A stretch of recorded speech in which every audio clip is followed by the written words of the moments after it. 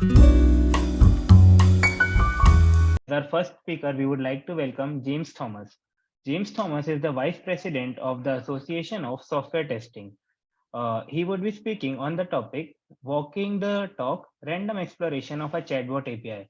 To know more about him, you can visit the link given below. So, sir, over to you, sir. James, sir.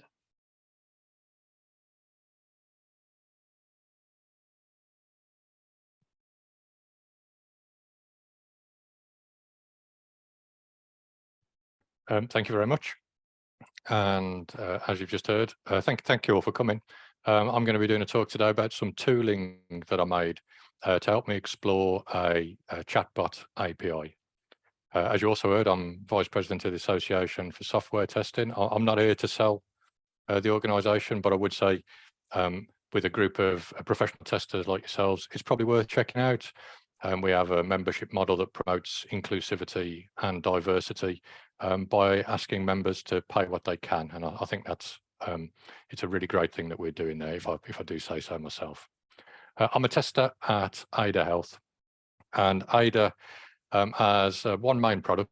It's a symptom checking app, and the way that it works is that you give a handful of personal details and then say some symptoms, things that are wrong with you at the moment, and then you're guided through a series of questions where the service asks you about how you're feeling, and then you give answers. And at the end of the assessment, which is usually around 20 questions, you get a suggested list of things that might be wrong with you. And we call that whole thing an assessment. It's available on a consumer basis as a mobile app, and on a business basis, it's a web-based product. And one of the key things about it is that the back end knows things about the presentation capabilities of the front end, so they're reasonably tightly coupled. And I joined a project recently to extract a simple interface for text-based clients. So the idea was we wanted an API where the service wouldn't know very much about what the clients could present, and that would mean an easier integration with chat clients like WhatsApp, for example. But it needed to remain a turn-based medical assessment where the service would say, here's a question, and then the client would say, here's the answer. And of course, because this is the real world, there was also a short deadline on the project. Again, a group of testers like this, I'm sure you can think of a lot of risks. You have a lot of questions. You can think of ways that you might want to test this thing. In a lightning session like this, I'm going to focus on one, and that is there's a massive, possibly close to infinite number of assessments that could be done. There's a large number of different users with different sets of symptoms, with different levels of severity and intensity, a large number of questions that could be asked. They could be answered in a different way. They could come in different orders. There's many paths through the assessment space. So you start to think about questions like this. If we make a change on one path through that space, maybe we fix a bug, how can we get some confidence that we haven't adversely affected some other important paths? What about proactively going to look for potential places where dialogues might behave differently to the way that we want? How could you explore that space to look for that? And also, given that this was kind of a new build API, how could we exercise it extensively in the relatively short time that we had, given that we were building it in that timescale as well as testing it? And the suggestion that I made was to build a walker. And a walker is something that can run unattended medical assessments. So we could just set it off and say, please run 1,000 assessments. I needed to be able to customize it or configure it so that it would give me data to help me answer any particular question that I had, like, for example, what will the server do when we make assessments last for a very long time? And also I wanted it to gather a lot of data that a human could inspect later, and ideally also say, this is a place that a human should be looking. And this is the simplest thing I could think of that could do that. And you can see that it's a very basic flowchart. There's a loop here for answering questions. And this is essentially the algorithm in the Walker client that I built. It would say, there's a question or something from the server. Is it just text? Then, okay, I'm just going to say, okay. Does it require some input? Well, I'm going to give a random string, like a random name or a random age. Or is it a choice? In that, if it's a choice, I'm just going to choose randomly. And I'm going to keep going around that loop until there are no more questions. and then I'm going to stop, and that will be the end of the assessment. As you can see, really very simple. And I built a client like that in Python. It was actually one of my first Python programs. It was a useful exercise to learn Python. And I'm just going to run one example of it now. It's a command line tool, as you can see. Typically, you wouldn't be watching it while it runs, but there is a mode where you can, because sometimes that's interesting. If I just pause it there. This is from the server side, who you're checking a symptom for. It's a choice card, and the client chose myself. Here's an input card, and it chose a random string for a name. Here's another choice card, and it chose female rather than male. There's no human interaction here. These are all choices being made by the walker. And at each of these dialogue turns, the walker's making assertions as well. So, for example, there's a JSON payload behind each of these interactions with the service, and it's asserting things about the schema in the payload. It's asserting state in a particular configuration based on the assessment so far. So it's actually checking things as it runs through the assessment. And now you can see we've reached the end and a report was delivered. And now the walker's gone away, downloaded a PDF, and has run some checks on that too. And as you can see, it's now said that it's finished. So this is unattended, randomly choosing a path through the assessment space and performing checks as it goes. Now, one of the things, I can't talk deeply about the implementation in the time I have, but one of the things that was incredibly valuable was very, very detailed logging.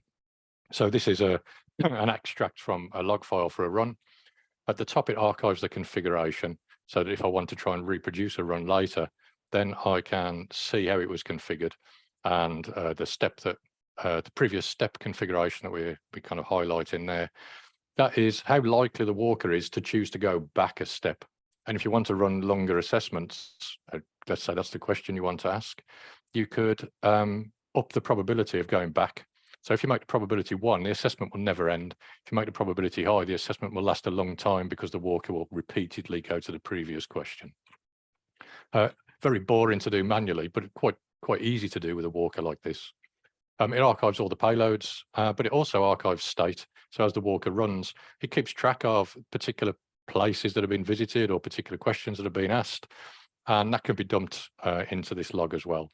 And so once I've run, let's say 10,000 assessments, I can explore this log data, and that's really interesting. Did we get to this suggested condition? What questions were asked on the way to that, and so on. It's a really useful kind of resource to explore outside of runtime. Here's an interesting example of an issue that was found.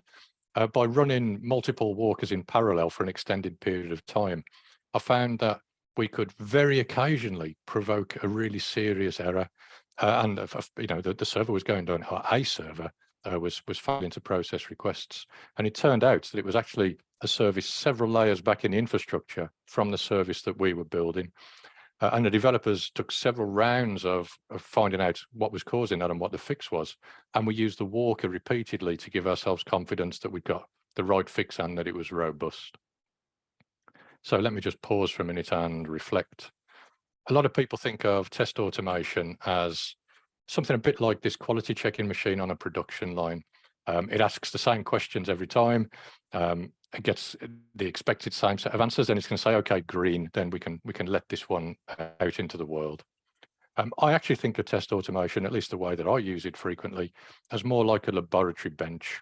And I'm going to build little instruments. I'm going to plug existing instruments together. I'm going to configure instruments to help me answer the question that I've got, like, how does the service behave when the assessments are wrong? And what happens if we run 20 assessments in parallel, simulating, reasonable user load for an extended period of time? Adding in randomness means that those experiments push out into all of that assessment space. Here's the assessment space again. Now I want you to imagine that it's a minefield, and within that minefield, there are mines. Unit tests kind of stamp on the minefield in the same place all the time. And maybe they're important places, but it still is the same place every time. And you've got to hope that a bug comes back into that same place for the unit test to catch it. Maybe there are equivalence classes around those unit tests, but there's still lots of space in the assessment space that isn't being covered. And maybe your exploratory testing recognizes that and starts to look in there as well. But what the walker does, it just runs around that minefield and it stamps everywhere. It doesn't really care what's been done before, what changes have been to the product or anything. It's just going to try and go into spaces that haven't been covered, and maybe even find spaces that you didn't know were there and look there too. When I found that 500 server error, developers on the team were like Han Solo in Star Wars, great shot, kid. That was 1 in a million. And, I was very happy to be Luke Skywalker in that scenario. But the secret is, and the thing I wanted to take away from this talk today, the secret is I took 1 million shots. It wasn't a one-off. I took 1 million shots and then looked for the one that mattered. And this kind of exploratory approach, utilizing random actions, can help you to do the same. Cheers.